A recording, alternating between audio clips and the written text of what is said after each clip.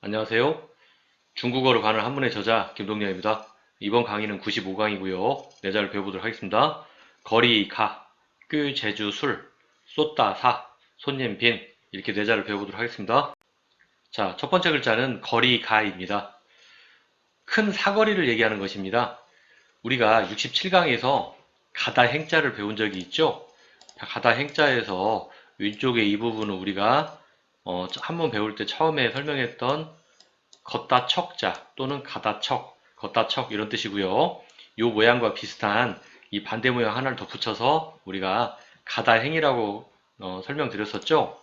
다시 앞으로 돌아와서 자, 가다 행자는 글자가 양쪽으로 벌어집니다. 그래서 이렇게 빨간 글씨만 쓴 이 부분만 보면 현재 가다 행자처럼 보이죠.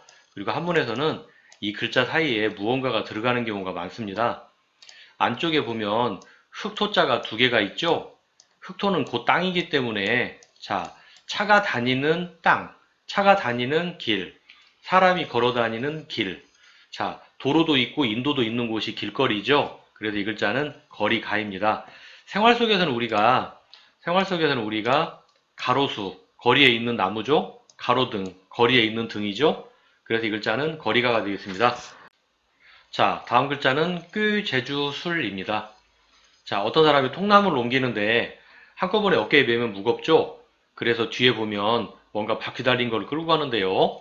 자, 우리가 방금 전에 배웠던 가다 행자, 그거하고 또 관련이 있는데요. 방금 전에 제가 말씀드렸죠? 이 두 가지가 서로 벌어져서 그 사이에 어떤 게 들어간다고 제가 설명을 드렸었는데요. 자, 지금 배우려고 하는 꽤 제주술도 마찬가지로 방금 전에 우리가 설명드린 대로 양쪽에 이 부분만 이렇게 본다면 가다 행자와 똑같고요. 가운데 뭔가가 들어가죠? 나무 목자와 비슷한데 사실은 다른 글자인데요.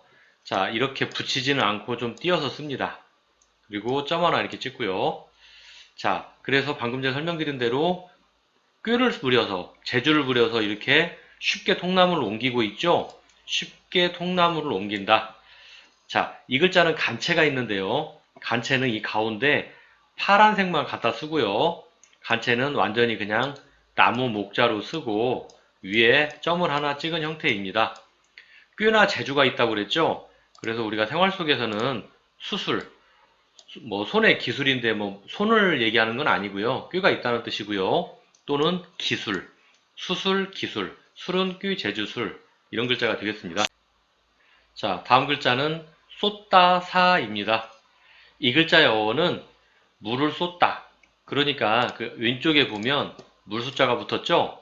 제가 항상 말씀드리죠? 대부분 왼쪽은 뜻을 나타내고요. 오른쪽은 음을 나타낸다.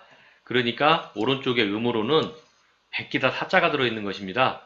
우리가 예전에 80강에서 백기다 사자를 배운 적이 있는데요. 그때 제가 설명드리기를 머리가 큰 동물, 머리가 크고 앵무새죠? 머리가 크죠? 그 다음 밑에 발톱이 있고 집에서 한 마리 키웠으면 좋겠다 해서 간체는 이런 모양이다 이렇게 해서 우리가 80강에서 백기다 사자를 배운 적이 있습니다. 자, 다시 앞쪽으로 와서 백기다 사자와 쏟다 사니까 이 글자의 오른쪽 부분에 백기다 사가 들어있으니까 음은 뭐다? 음은 사다. 특별한 뜻을 갖는 것은 아닙니다. 뜻은 왼쪽에 물 숫자에서 왔고요. 쏟다라는 의미가 되겠습니다. 그래서 쏟다, 사. 자, 우리가 몸이 배가 아프면 설사를 하죠? 자, 밑쪽으로 쏟아버리죠? 그래서 설사. 자, 간체도, 이 글자의 간체도 우리가 백기다 사자에서 배운 형태와 똑같이, 이렇게, 이런 형태로 위에를 바꾸고요. 숫자 5자처럼 생긴 이런 형태가 오른쪽에 있고요. 왼쪽에는 이렇게 삼수변이 들어가겠습니다. 그래서 이 글자는 쏟다사가 되겠습니다. 자, 다음 글자는 손님 빈입니다. 자, 이 글자의 어원은 집에 손님이 선물을 들고 방문하다. 원래는 이런 뜻인데요. 그림에서는 제가 여행을 하는 사람이 모텔이나 어떤 숙박시설에 묵으려고 이 주인이 앉아있죠. 이 사람한테 지금 돈을 내는 모습인데요. 자, 어원과 얼추 비슷하긴 하죠. 그래서 우리가 예전에 60강에서 조개패를 배운 적이 있는데요. 조개패는 옛날에 5대 만호조개다. 만호조개인데 이 화폐 수단으로 사용을 했기 때문에 한문에서 이게 들어가면 어떤 뜻을 갖는다? 화폐의 의미를 갖는다. 이렇게 말씀을 드렸습니다. 자, 다시 앞쪽으로 와서 그림에 보면 아래쪽에 조개패가 붙어 있죠?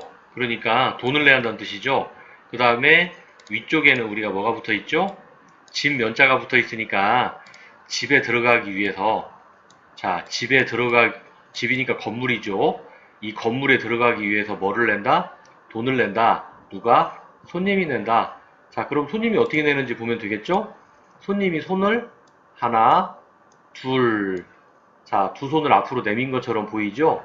그리고 가운데는 이런 형태가 이렇게 들어가 있는 글자입니다. 이 가운데가 좀 낯설은데요. 다시 한번 써본다면 이렇게 하고 마치 사람이 손을 이렇게 두 손을 이렇게 내민 것처럼 써보면 되겠습니다. 그래서 집으로 들어가기 위해서 돈을 이렇게 손을 내민다. 누가? 손님이. 자, 이렇게 외우면 되겠습니다. 그리고 우리가 67강에서 병사병자를 배운 적이 있습니다. 그래서 이 글자가 손님 빈인데 중국어에서는 빈과 병이 한문 발음이 비슷합니다.